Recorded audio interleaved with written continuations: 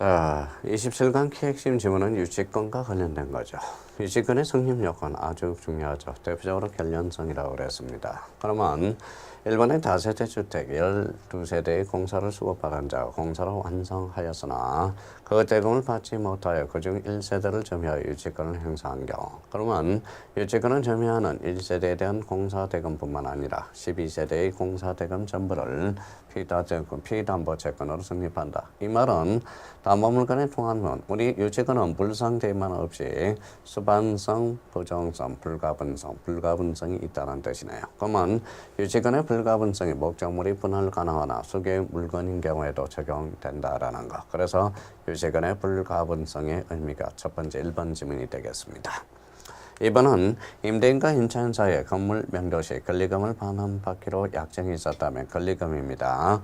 임차인은 권리금의 반환 청구를 가지고 건물에 대한 유치권을 행사할 수 없다. 권리금은 물건의 투입 비용이 아니거든 결연성이 없다. 그로서 권리금입니다. 없다라는 거 기억해 두실 필요가 있고요. 임차인은 부속물 매수 청구권에 대한 대금 채권을 담보하기 위한 임대 목적물에 대한 유치권은 인정되지 않는다. 부속물 매수 청구권이죠. 그래서 부속물 매수 청구권이라는 것은 건물의 결연성이 없다라는 거예요. 그럼 결론적으로 부속물 매수 청구권에 대한 대금 채권을 확보하기 위한 임대 목적물에 대한 유치권은 인정되지 않는다. 그러면 2번과 3번은 어떤 의미입니까? 동시 이행한 명가는 행사할 수 있겠죠. 그래서 2번과 3번의 관계. 임대인의 소선 의무를 불이행의 이유로 임차인이 임대계약을 해지하고 손해배상을 청구한 경우 임차인은 유치권을 주장할 수는 없다라는 것. 그러면 이때 의미도 결연성의 관계가 있다라는 것. 그래서 유치권의 성립 요건은 대표적으로 목적물에 관하여 결연성이라고 그래서요. 그래서 관하여라는 의미를 정확하게 우리가 잡아둘 필요가 있습니다.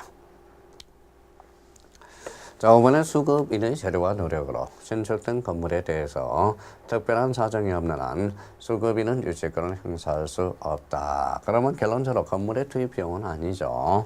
그래서 5번에 의해서 유치권을 행사할 수 없고요. 6번의 채권이 목적물에 반한 의무와 동일한 법률 관계 또는 사실 관계로 발생한 경우도 유치권은 성립할 수 있다. 그래서 대표적으로 무효 취소에 대한 해지 이런 거죠. 그럼 사실 관계에서 대표적으로 뭐가 있었어요? 아까 우산을 바꿔가는 행위 이거는 목적물에 관하여 생긴 거라고. 그렇다면 6번은 유치권은 성립한다라는 거 6번의 의미가 연결이 되네요. 자, 7번의 유치권자의 점유는 직접 점유든 간접 점유든 모두 가능하지만 적법 점유이어야 된다는 거. 그래서 유치권자의 점유, 아까 적법한 점유여야 된다고 그랬죠. 직접, 간접 모두 가능하지만 적법한 점유. 여기에서 포인트죠. 적법한 점유이어야 된다. 8번에 건축업자가 건물을 점유하기 전에 건물 공사로 취득한 건축비 채권이라도 그 건물을 점유해야 했다면 유치권은 성립 요건이며 존속 요건이라고 그래서요. 유치권은 성립한다고 그랬죠. 그래서 점유가 필수 요소라는 거. 7번과 8번의 의미에서 연결되기 시작하네요. 자, 9번에 부동산의 강제 경매 개시 결정이 기입등기가 격려된 후 그 부동산을 점유를 이전함으로써 유치권을 취득한 경우 그 유치권자는 경매 절차의 매수인에게 대항할 수는 없다라는 거. 그래서 이제 9번과 관련돼서 연결이 되기 시작하고요. 자, 10번은 채권의 변제기가 도래하지 않았대요. 그럼 유치권은 성립하지 않는다. 왜? 변제기 도래해야 된다고 그랬어요. 변제기가 도래해야 된다. 그러면 변제기가 도래하지 않는 동안에는 유치권은 성립하지 않는다. 자, 유치권은 약정 담보 물건은 없어요. 그러면 법정 담보 물건입니다. 법정 담보 물건으로서 약정 담보 물건이 없다. 그로 유치권은 등기 능력이 없다라는 거예요. 그렇게 해석할 수도 있고요. 유치권은 점유라는 것은 점유권이라는 것은 지배하는 현실적인 권리야. 그래서 유치권은 대표적으로 법정 담보 물건으로서 등기 능력이 없고 당사자의 특약에 의해서 그 발생을 배제할 수 있다. 그래서 유임이라는 겁니다. 유치권은 임의 규정이라는 걸 기억해 둘 필요가 있어요. 그래서 유임. 여기서 대표적으로 필요비 상환 청구권과 이익비 상환 청구권도 발생한다라는 의미가 탄생하게 됩니다. 자, 유치권의 효력과 관련돼서 그러면 유치권자의 효력에 대해서는 1. 유치권자는 선량한 관리자의 주의로서 유치물을 점유해야 되고 그래서 유치권자의 의무가 되네요. 소유자의 승낙 없이는 유치물의 보존에 필요한 범위를 넘어 사용하거나 대여 또는 담보로 제공할 수 없다. 조문 그대로네요. 자, 공사대금 채권에 기해서 유치권을 행사하는 자가 스스로 유치물인 주택에 거주하면서 사용하는 것은 특별한 사정이 없지만 유치물의 보존에 필요한 것이라고 할 수 있다. 그래서 전세의 보존에 필요한 것은 그러하지 아니하라고 되어 있어요. 그래서 보존에 필요한 사용이라고 할 수 있다. 이렇게 연결되네요. 자, 이번에 유치권자는 채권 전부의 변제를 받을 때까지 이 지물 전부에 대해서 그 권리를 행사할 수 있다. 여기에 대표적인 전성이 되죠. 대표적인 불가분성이 된다라는 거네. 자, 4번에 이 지물의 멸실 훼손 등으로 해서 소유자가 받을 금전 그 밖의 물건에 대해서는 유치권의 효력이 미치지 않는다. 대표적인 요게 무슨 대의가 되죠?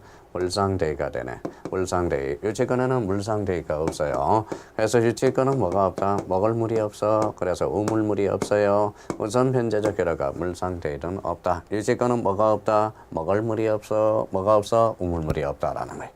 유치권은 우선 변제가 없기 때문에 물상대의는 인정되지 않는다. 그래서 4번과 관련돼서 유치권은 다시요. 뭐요? 물상대의가 인정되지 않는다. 항상 유치권의 문제가 나오면 일단 우선적 변제적 효력가 물상대의를 한번 찾아봐요. 우물물이 없다라는 거야. 6번에 자, 유치권 5번이죠. 유치권 행사는 피담보 채권의 소멸시에 진행에 영향을 미치지 아니한다. 우리 자주 출제되고 이거는 5번과 관련돼서는 동시이행 항변권하고 연결되는 지문이니까 잘 기억해 둘 필요가 있어요. 6번에 유치권자가 선량한 관리자로서 주의 의무를 위반할 때 이 지물은 유치물의 소유자는 유치물의 소멸을 청구할 수 있다. 그러면 이거는 바로 소멸 청구가 발생하죠. 대표적으로 이때는 상대방의 동의를 요하지 않습니다. 이때 유치물 소멸 청구권은 청구권이 아니라 대표적인 형상권이라는 거. 7번에 유치물의 전부가 제3자에서 침탈된 경우 침탈됐대요. 그러면 유치권자가 점유물 반환 청구권을 행사하여 점유를 해소하면 유치권은 소멸하지 않았던 것으로 본다. 그래서 유치권의 의의는 뭐죠? 점유죠. 그래서 점유를 침탈당했대. 그러면 점유물 반환 청구권을 행사할 수 있다라는 겁니다. 근데 여기서 조심할 거는 본권에 기해서는 행사할 수 없어요. 유치권에 기한 반환 청구권은 인정되지 않는다라는 거. 요거 조심해야 됩니다. 요거 조심해야 돼요.